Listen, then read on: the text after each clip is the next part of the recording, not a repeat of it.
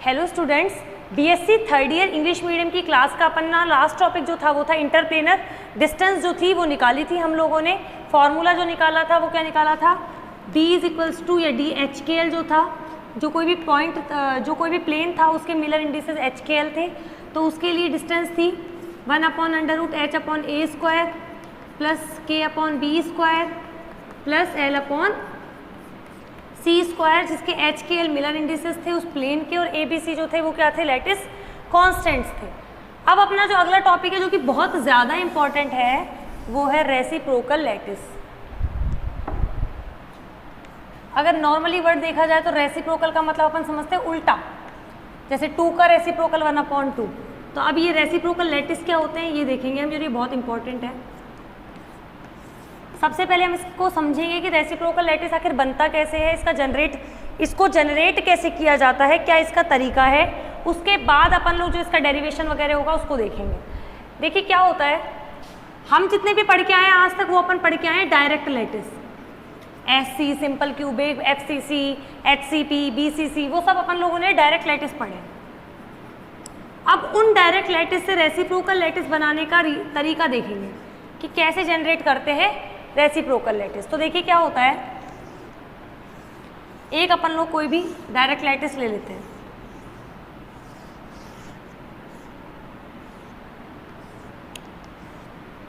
अब जैसे ये वाला प्लेन है, इस प्लेन के मिलर इंडिसेस है मान लिया एच के एल, तो इसी के पैरेलल जो ये वाला है इसके भी क्या होंगे मिलर इंडिसेस, एच के एल ही होंगे। अब इस लैटिस जो होता है डायरेक्ट लैटिस, इसमें कोई भी हम लोग अपने मन से आर्बिट्रेरी पॉइंट मान लेते हैं। मान लो मैंने ये मान लिया, यहाँ मानो, यहाँ मानो, यहाँ मानो, यहाँ मानो, आपकी मर्जी है कहीं भी मानो। इस पॉइंट से मान लिया, पहले इस सरफेस की बात करते हैं कि इस वाले के लिए अपन लोग क्या निकाल कर चल रहे हैं, रेसिप्रोकल लैटिस निकाल कर चल रहे हैं।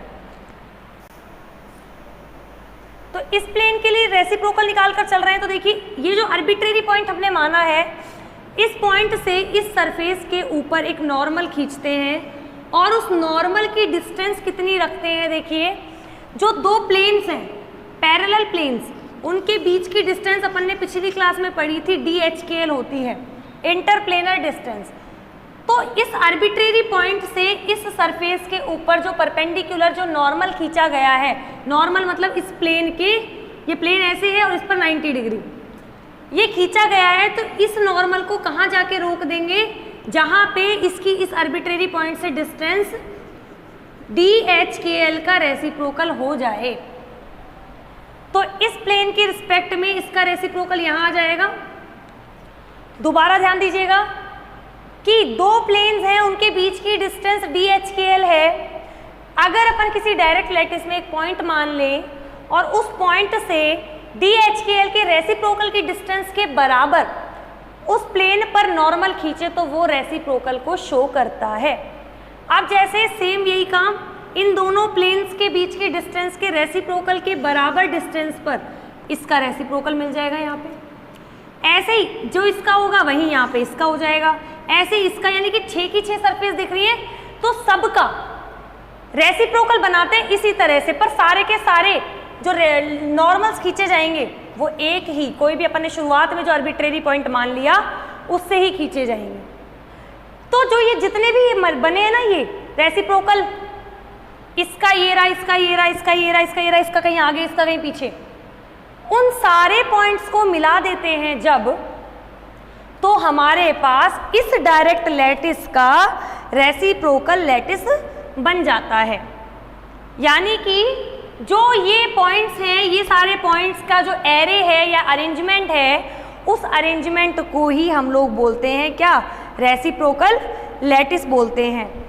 तो दोबारा से एक बार इसको रिवाइज इतना सा समझ में आ जाए, उसके बाद अपन इसकी थ्योरी आराम से लिख लेंगे कि जब जैसे हम लोग कोई भी आर्बिट्रेरी पॉइंट मान लेते हैं, उस पॉइंट से एक प्लेन पर नॉर्मल खींचते हैं, उस नॉर्मल को कहाँ पर जाकर रोक देते हैं, जब उसकी डिस्टेंस DHKL यानी कि इंटरप्लेनर डिस्टेंस के रेसिप्रोकल के बराबर हो जाए। ऐसे ही सारे प्लेन्स के रेसिप्रोकल बना देते हैं और उन सारे जो पॉइंट्स बनाए हैं हमने, अब उनका जो एरे होता है या अरेंजमेंट होता है वही कहलाता है reciprocal lattice.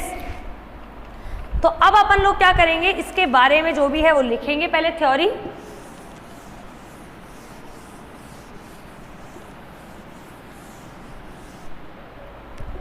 The reciprocal lattice is a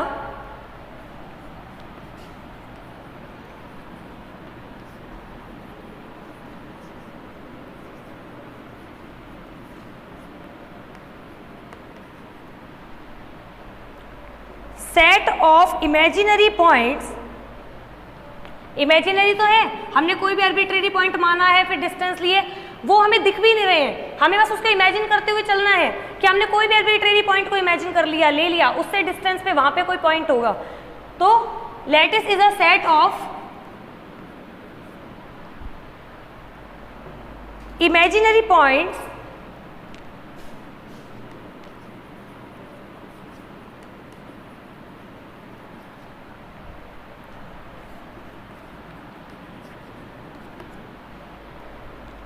constructed in such a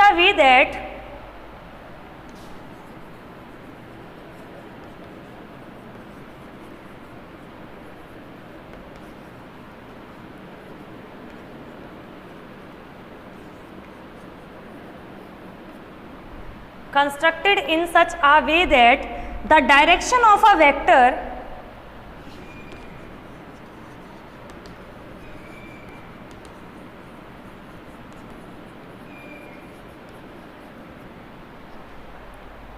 from origin to another point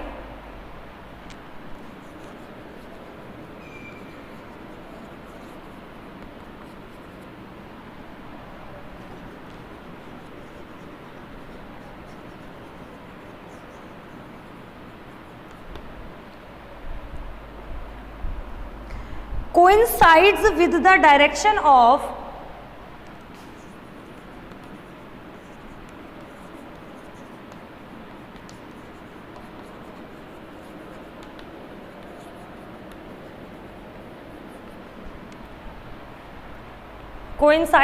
direction of a normal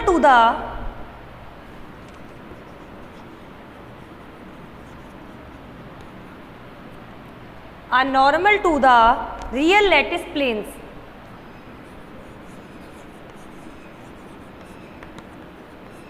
पहले इसको समझेंगे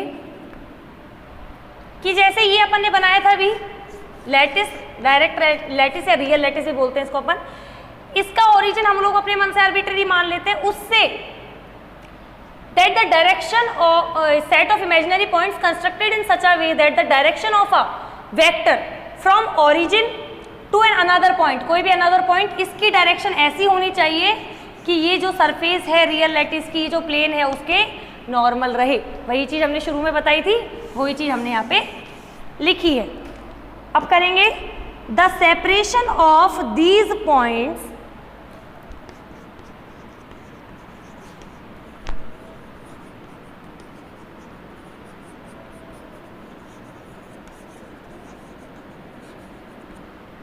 the separation of these points is equal to the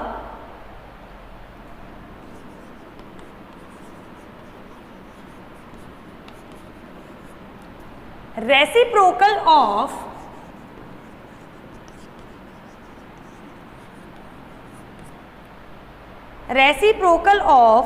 the real interplanar distance।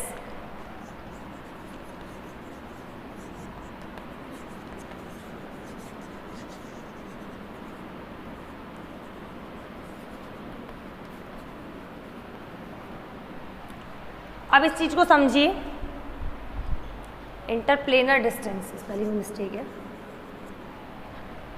इस चीज को समझो क्या था, समझ में भी आ गया हो तो, कि इस पॉइंट से जो रेसिप्रोकल पॉइंट बनेगा उसकी डिस्टेंस कितनी होनी चाहिए, दो प्लेन्स के बीच की जो डिस्टेंस है HKL, जिसको हम बोल रहे हैं रियल, क्योंकि रियल लैटिस है, उसके लिए इंटरप्लेनर जो डिस्टेंस है उसके रेसिप्रोकल के बराबर। यही चीज हमने बताई थी, तो वही चीज यहाँ पे लिखी हुई है। तो अब अपन लोग इसका डेरिवेशन स्टार्ट करेंगे, जो कि इंपॉर्टेंट है। फिर अपन लोगों को क्या करना है, अभी रेसिप्रोकल लैटिस पढ़ेंगे सारा, फिर उसके बाद सिंपल क्यूबिक, BCC, FCC, इन सबके रेसिप्रोकल लैटिस वेक्टर्स निकालेंगे।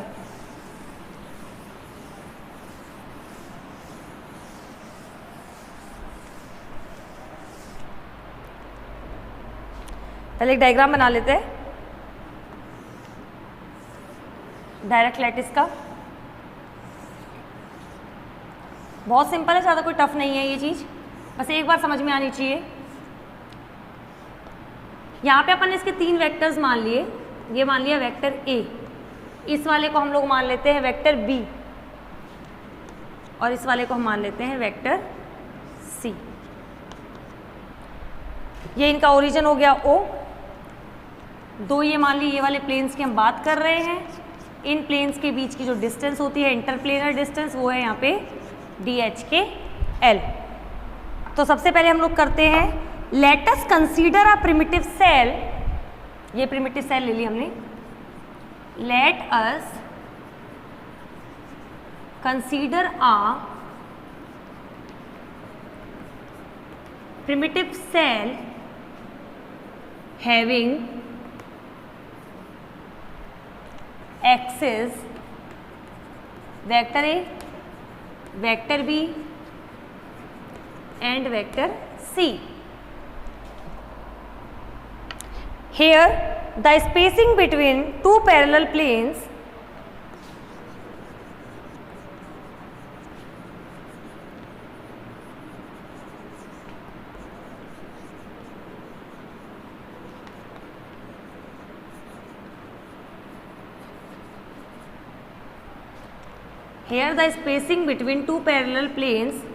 is DHKL,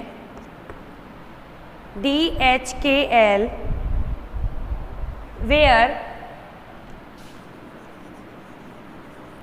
HKL are Miller indices of the plane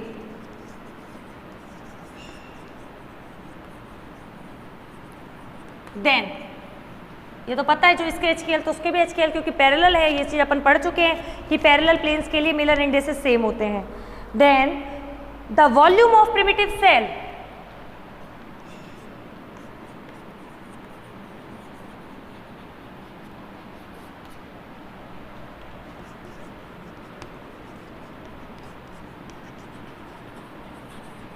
अब हमें इस प्रिमिटिव सेल का क्या निकाल के चलना है, वॉल्यूम निकाल के चलना है। तो अब देखिए,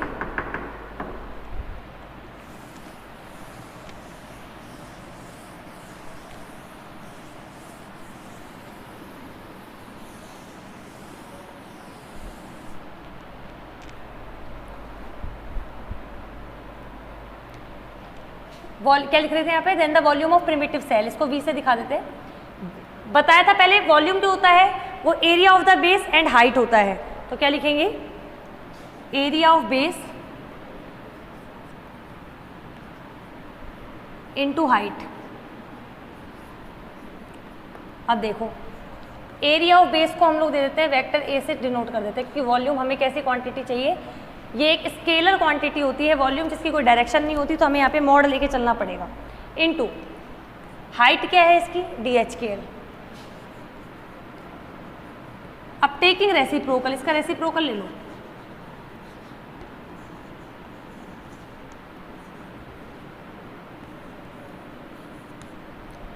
one upon V equals to 1 upon vector A का मॉड 1 अपॉन DHKL। अब ये चीज देखो आप, जो 1 अपॉन DHKL है ना, 1 अपॉन DHKL है, ये क्या थी, वो जो रेसिप्रोकल पॉइंट था ना, इन दोनों के बीच की डिस्टेंस थी 1 अपॉन DHKL। इसे हम बोलेंगे रेसिप्रोकल लैटिस जो बना रहे हैं ना, उसकी उस आर्बिट्रेरी पॉइंट से डिस्टेंस, इसको हम लोग शो करेंगे सिग्मा HKL से। और ये डायरेक्शन भी होगी इसकी, क्योंकि ये नॉर्मल टू द प्लेन है, तो इसकी डायरेक्शन सिग्मा, ये HKL इस तरह से आनी चाहिए। पर हम लोग यहाँ पे सिर्फ मैग्नीट्यूड की बात कर रहे हैं, तो सिर्फ मैग्नीट्यूड की बात करेंगे क्योंकि वॉल्यूम की बात हो रही है। तो 1 upon V equals to 1 upon mod of A into sigma HKL, इसका मॉड लगाएंगे as 1 upon DHKL equals to mod of sigma HKL for reciprocal lattice. यहाँ से हमें किसकी वैल्यू मिल जाएगी, यहाँ से हमें मॉड ऑफ सिग्मा HKL की वैल्यू मिल जाएगी, यानी जो रेसिप्रोकल लैटिस मिल रहा है उसके लिए मिल जाएगी वैल्यू, क्या मिलेगी, मॉड ऑफ वेक्टर A, यानी कि area of the base and total volume.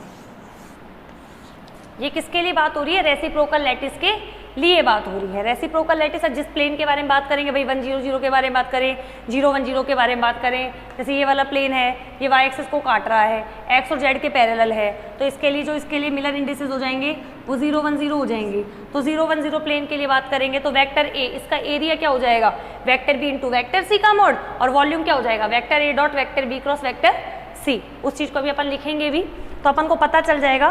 फिर हमें पता चलेगा कि इस प्लेन के लिए यहाँ कोई आर्बिट्रेरी पॉइंटर, यहाँ कहीं पे हमारे पास रेसिप्रोकल मिल रहा है। जब सारे के प्लेन्स के लिए रेसिप्रोकल निकाल लेंगे, उन सबका एरे मिला देंगे तो एक रेसिप्रोकल लैटिस बन जाएगा। अदरवाइज सिर्फ अभी तो एक प्लेन के लिए रेसिप्रोकल हमें पता चल रहा है। तो अब क्या करेंगे, ये हो गया।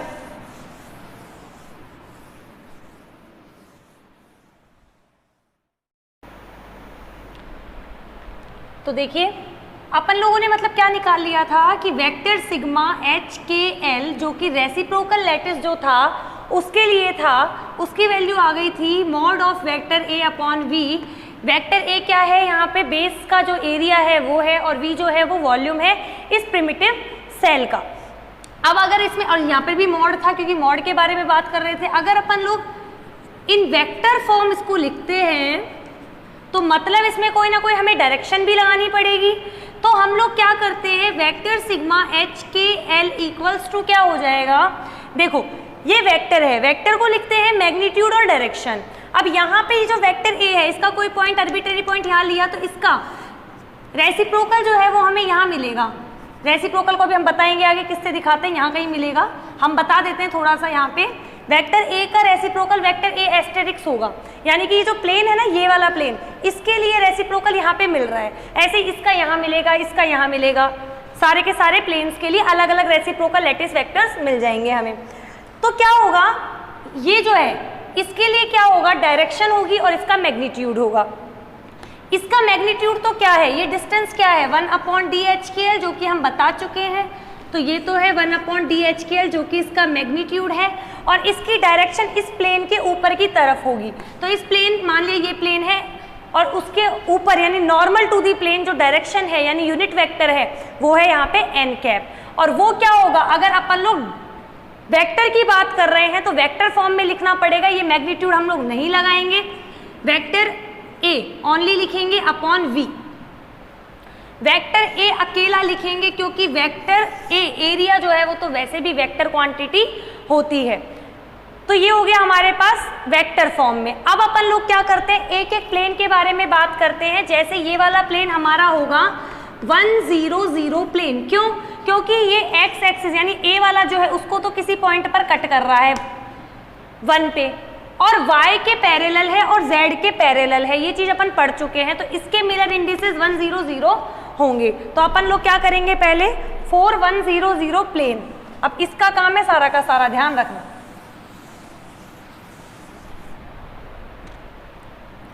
4 1 0 0 प्लेन।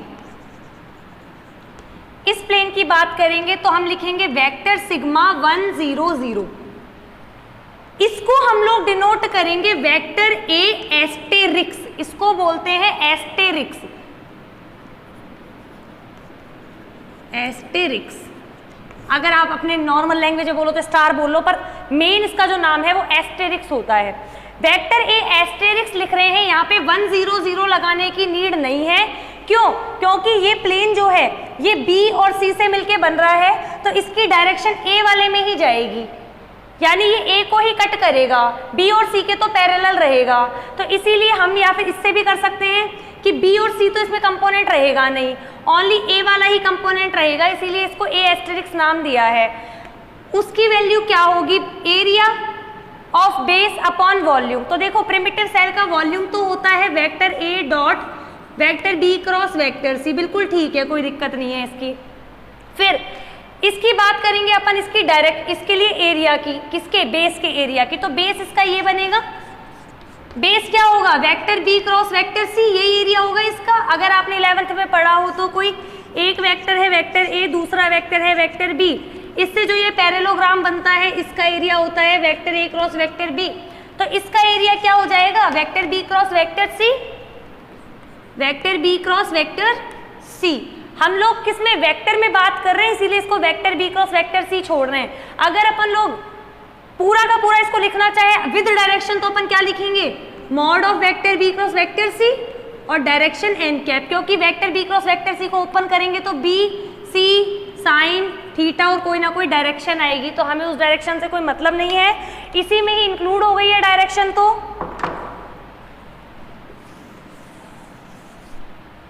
वेक्टर सिग्मा 1 0 0 हो गया vector A asterisk vector B cross vector C upon में volume of this primitive cell vector A dot vector B cross vector सी।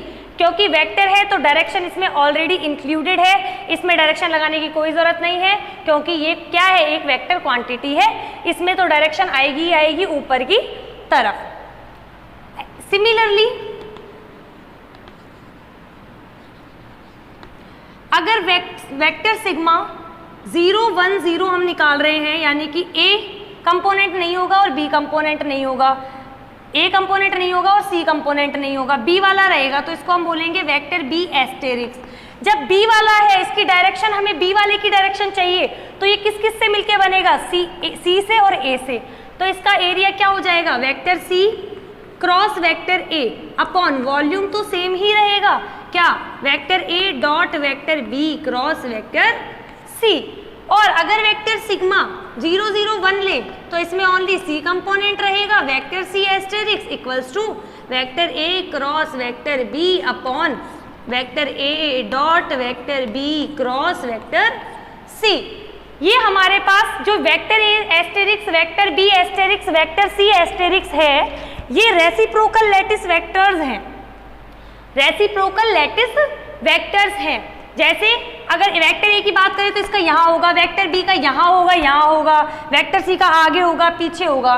जब इन सारे पॉइंट्स को जब हम मिला देते हैं तो हमारा जो एरे ऑफ पॉइंट्स बनता है, array of this reciprocal points, यही हमारा रेसिप्रोकल लैटिस कहलाता है। तो यहाँ पे हम लिख लेंगे here vector A asterisk vector B asterisk vector C asterisk are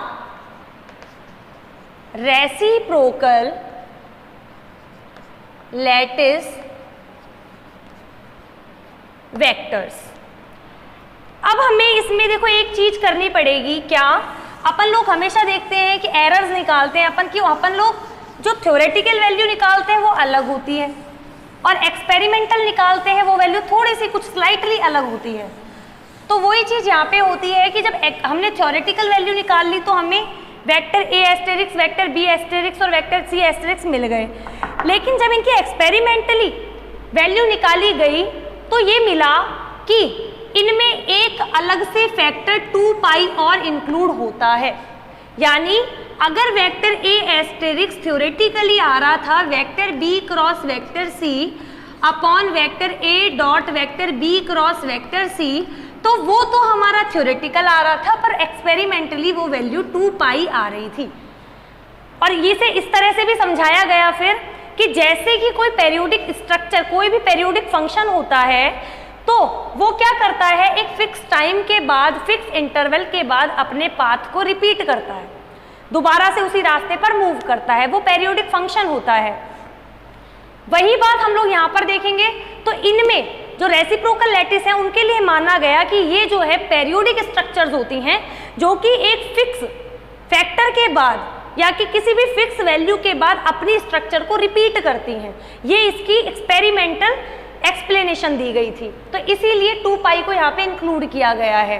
तो यहाँ पर अपन लोग सही हमारा ये भी है, क्यों, क्योंकि देखो यहाँ पे पहले 1 था, 1 भी कैसा है, कांस्टेंट है, और 2 पाई भी कांस्टेंट है, पर हम लोग अकॉर्डिंग टू एक्सपेरिमेंटल वैल्यू देखें तो हमें 2 पाई लिखना पड़ेगा। तो इसके लिए लिखेंगे if we consider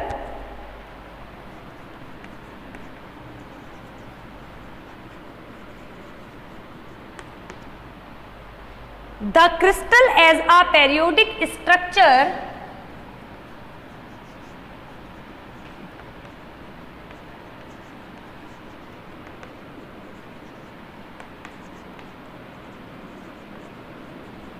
then reciprocal lattice vectors will be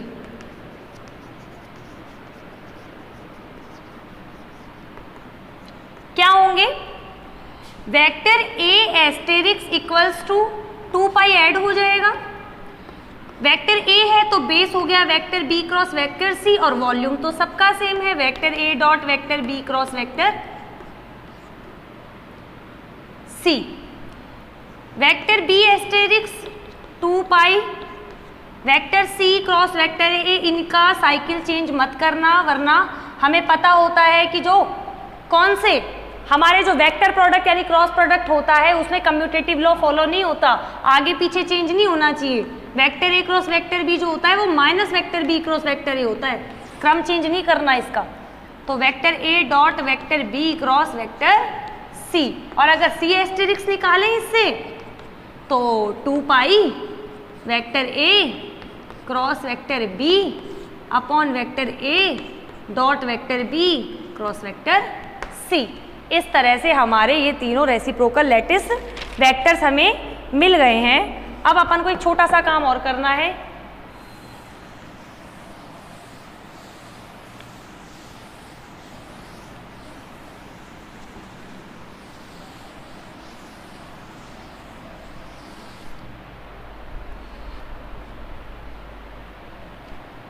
देखो हमने ये शेप बनाते हैं और इस शेप से समझ में आ जाएगा आपको।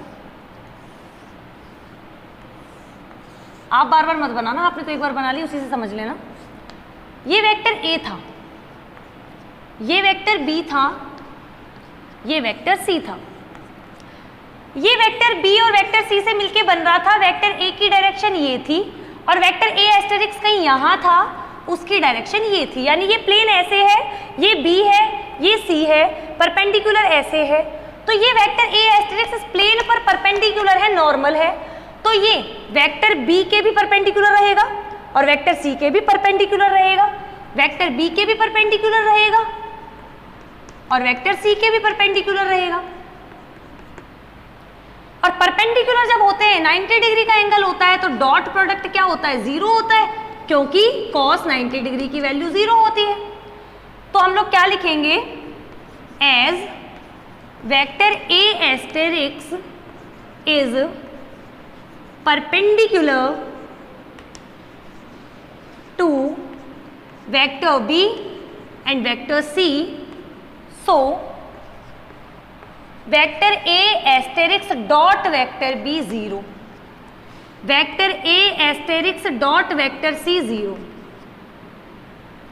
बट अब वेक्टर ए एस्टेरिक्स का भाई वेक्टर ए एस्टेरिक्स से तो वेक्टर ए एस्टेरिक्स का वेक्टर ए से तो करके देख लें, इन दोनों में क्या है? तो वेक्टर ए एस्टेरिक्स की वैल्यू रखते 2 pi vector B cross vector C upon में vector A dot vector B cross vector C. Dot करना है किसके साथ? वेक्टर ए के साथ।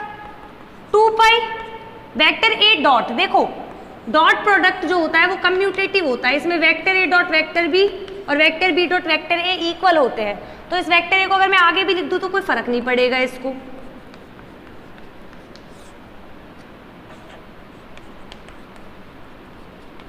ये दोनों कैंसिल हो जाएंगे, यहाँ क्या बचा? 2 पाई।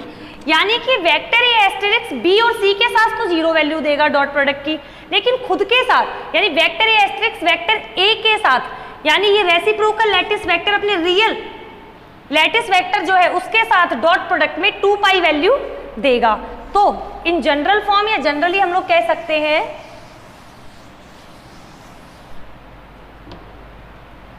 इन जनरल फॉर्म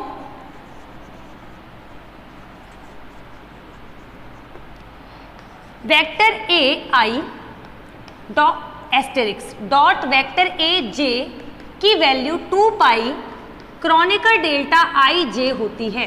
अब इस चीज को समझना, where Kronecker I J equals to 1 और 0 दो वैल्यूज होती हैं, आपने मैथमेटिकल फिजिक्स में पढ़ा है।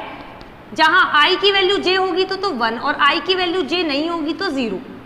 अब इसको यहां से समझो, जैसे vector A asterisk 1 dot vector A 1 equals to दोनों सेम आ गए 1 1, तो इसकी वैल्यू 2 पाई आनी चाहिए। यहाँ ध्यान रखना ये A1 का मतलब तो है A, अगर यह A2 होता मान लो तो वो उसका मतलब होता B, और A3 का मतलब C। ये 3 वेक्टर्स ही है, इसको इसकी फॉर्म में लिख दिया है।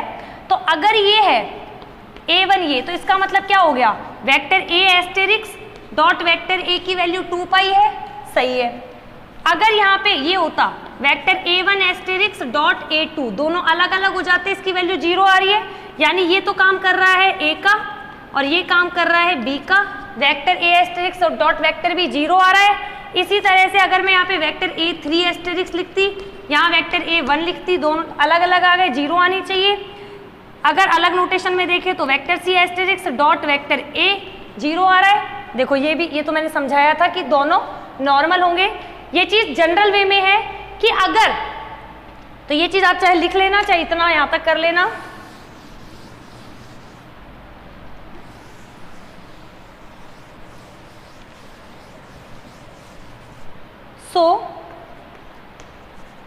Vector B asterisk dot vector B तो आएगा 2 pi, vector C asterisk dot vector C आएगा 2 पाई। वेक्टर B एस्टेरिक्स का अगर वेक्टर A से कर दिया या वेक्टर B एस्टेरिक्स का वेक्टर C से कर दिया तो 0। ऐसे ही वेक्टर C एस्टेरिक्स का अगर वेक्टर A से कर दिया, वेक्टर C एस्टेरिक्स का अगर वेक्टर B से कर दिया तो वैल्यू क्या आएंगी, 0 आएंगी। अदरवाइज खुद का रियल लैटिस वेक्टर लिया और खुद का ही रेसिप्रोकल लैटिस वेक्टर लिया तो वैल्यू 2 पाई आएगी। अब आगे का इससे नेक्स्ट क्लास में हम लोग क्या पढ़ेंगे, इससे नेक्स्ट क्लास में हम लोग पढ़ेंगे सिंपल क्यूबिक, BCC, FCC, इन सब के लिए रेसिप्रोकल लैटिस वेक्टर्स निकालेंगे।